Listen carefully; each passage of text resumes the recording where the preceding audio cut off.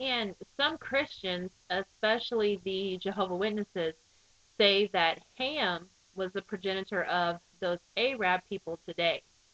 And in their insight on the scriptures, under Ham, it actually proves that. It says Ham was the father of 4 sons, Cush, Mizraim, Put, and Canaan. The Ethiopians, Egyptians, and some Arabian and African tribes. And that's actually why they had to remove the original people from that land and from Egypt and replace them with these people that have tans. Because, like I've touched on before, Christ had to go hide in Egypt. And the ancient Egyptians portrayed themselves as black.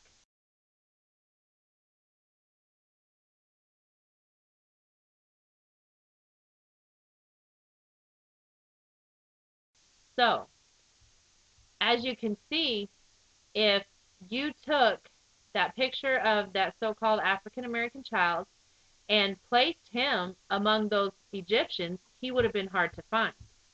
Now, if Christ had a tan, then he would have stuck out among the black Egyptians.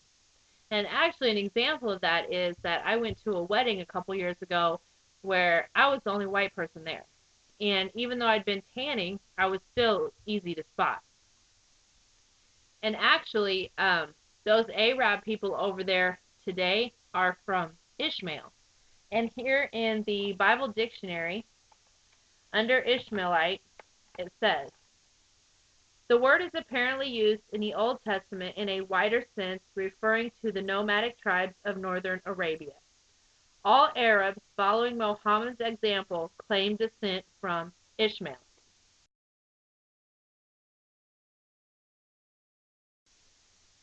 Now you can see from that picture, when you mix together those modern day Arabs and those modern day Jewish people, you can't tell them apart. And actually, another example of the deception is in the Song of Solomon. Now I'm going to read from 2 versions. I'm going to read from the King James Version. Then I'm going to read from the Jehovah's Witness New World Translation. Song of Solomon, chapter 1 and verse 1, says the Song of Songs, which is Solomon. Drop down to verse 5, says, I am black, but comely, O ye daughters of Jerusalem, as the tents of Kedar, as the curtains of Solomon. Look not upon me, because I am black. Now, when we go into the New World Translation, verse 1 says, the superlative song, which is Solomon's. Verse 5 says, a black girl I am, but comely, O you daughters of Jerusalem, like the tents of Kedar, yet like the tent cloths of Solomon. Do not you look at me, because I am swarthy. Now, as you can see in both of those, the first verse shows that this is Solomon speaking. So why in verse 5 would he call himself a black girl? And actually, if you don't look up that word swarthy, then you won't know that it actually means black. So now I showed how the ancient Egyptians were black. And also in Exodus 2:19, Moses was mistaken for an Egyptian. In Acts 21:38, Paul was mistaken for an Egyptian. So in order for these Israelites to be mistaken for black Egyptians, they themselves had to be black.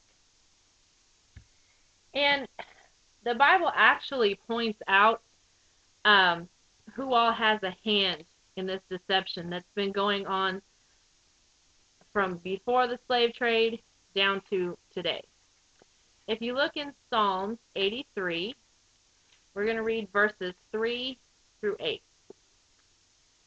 They have taken crafty counsel against thy people, and consulted against thy hidden ones. They have said, come, and let us cut them off from being a nation, that the name of Israel may be no more in remembrance. For they have consulted together with one consent. They are confederate against thee. Now this is where he's going to start listing these nations. The tabernacles of Edom, the Ishmaelites, Moab, the Hagarenes, Gebal and Ammon, Amalek, the Philistines, with the inhabitants of Tyre. Asher also is joined with them. Now, if you notice, the very first one listed was Edom, Esau, or the white, so-called white man. the Ishmaelites, which are the Arabs, Moab and Ammon, which are the Chinese and Japanese, and then some of those other ones are African tribes. So all these nations have taken crafty counsel to hide who the true Israelites are. And that's why the so-called white race here in America, they have no problem sending aid to Africa. They send billions of dollars to those Jewish people in Israel. They send billions to the Egyptians, the Libyans, all these nations, because they've all had a hand in this. They're all in it together. And I just wanted to get this out here because I cannot stress the importance of waking up to this truth. If you look around at all the things that are going on, all the flooding, the storms, all this stuff, these are all signs of the times that we live in. And like I said, I cannot stress the importance of waking up to this because the end is almost near. So I appreciate everybody for watching. Thank you.